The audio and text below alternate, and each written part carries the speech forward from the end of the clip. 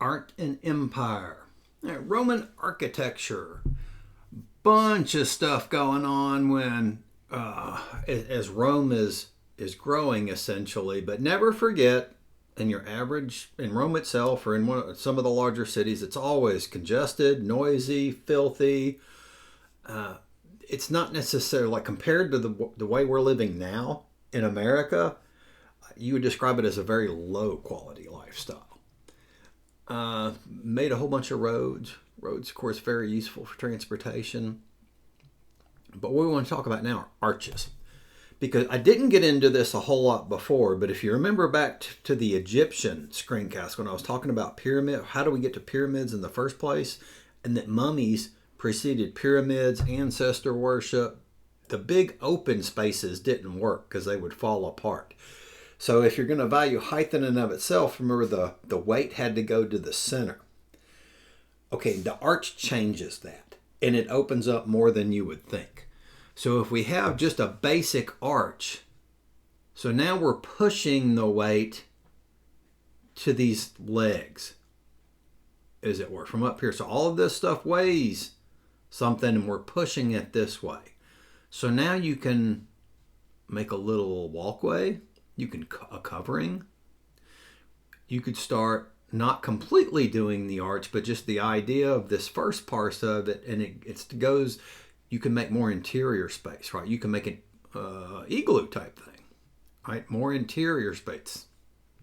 You can start putting arches for taking the weight here and then dispersing it through these legs here, and then just start stacking them. And here, this is aqueducts. And I forget which way the water's, probably looks like this is higher back here where the water's coming from. Okay, now we're going to combine concrete with this basic idea of an arch to start out with, and we're going to be able to do all sorts of things. So, the famous ones that stick out for a Colosseum, this is, by the way, would be in much better shape if it weren't for one of the popes decided to build St. Peter's Basilica, which is extremely impressive if you ever get a chance to go into it. It's probably the most impressive thing that I saw overseas when I was in the Navy.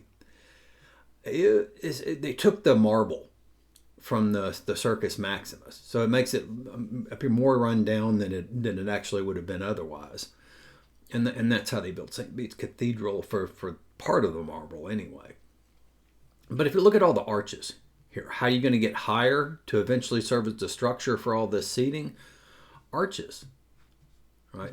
By the way, used to have a little canopy over here, and they could awning, I guess you would call it, where this for shade, where they could retract and deploy.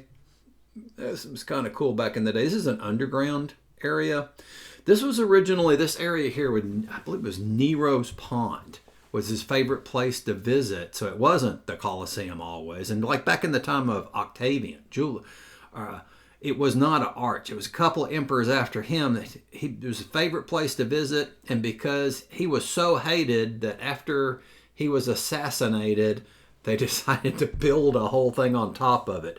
But this underworld, as it were, this is where a lot of this stuff would happen. So if they needed to deploy a tiger, they were keeping the tiger down here. And so the gladiators would fight on this level here, higher than the underworld. And sometimes they even did very elaborate things such as staged naval battles. And they blocked up as best they could a lot of the stops, and they diverted water from one of the aqueducts that they had around. And a little bit, they flooded it out enough to get shallow boats for the gladiators to have naval battles in. By the way, all of this would have just churned, by all accounts anyway. Octavian, Caesar Augustus, it does not seem likely with anything that he did that he ever would have endorsed stuff like this, because it's just too much violence for the sake of violence, and probably it's not really his style. Pantheon. So where where all the important stuff is going to happen, essentially at the end of the day for Rome. So notice the look. just like I was pointing out with the Greek, they took this style from the Greeks, in their minds perfected it, and notice that today a lot of our state buildings look something like this. We don't need to have those columns like they do here to support the weight. We can do it all sorts of different ways with modern construction, but we like the look. Thomas Jefferson designed his version, his copy of it, and at University of Virginia, we're going to call it the Rotunda.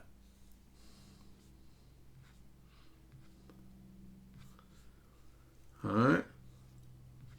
If you go down Wall Street in Manhattan, watch how many of the buildings look like this, where the big money is, right? Or Washington, D.C., the important sections of it. This is more of a villa type thing here. This is just algae in the water turning it green. But the idea here, this is like a Roman place for them to have the baths here. In other words, they divert the water so that they could keep themselves clean. And some other buildings, especially their summer houses for rich Romans, they would adopt this basic style. All right, so more public works. Rome, big fan of advertising its political and military achievements through monumental public works. So something like this. So we tend to think, so what? Why would this, how would this be advertising political power and military achievements? Well, remember, you got to think back. And so it's incredibly difficult to quarry and to have the engravers to do all this, to get this erected without it falling down in the first place. The Egyptians, ancient Egyptians, after they built pyramids, they went to obelisks. And so, so think of them as really thin pyramids that go up. And so now it's the same sort of thing. Height seems valued here, but we can accomplish this. We can engineer this thing up basically from the quarry with all the complicated labor that we need in the quarry for the emperor at this time to control, to the middle of the town square, or wherever we want to put it. Not all civilizations can do this. And so I guess what I'm saying is the organizational power is implied.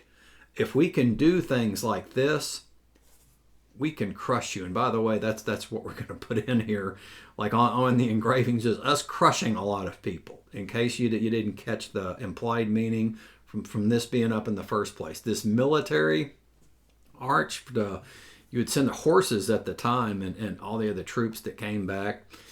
March them under the victory arch. Napoleon loved this sort of thing. And also in a time period where he didn't necessarily need to build stuff like this. But it harks back to this age.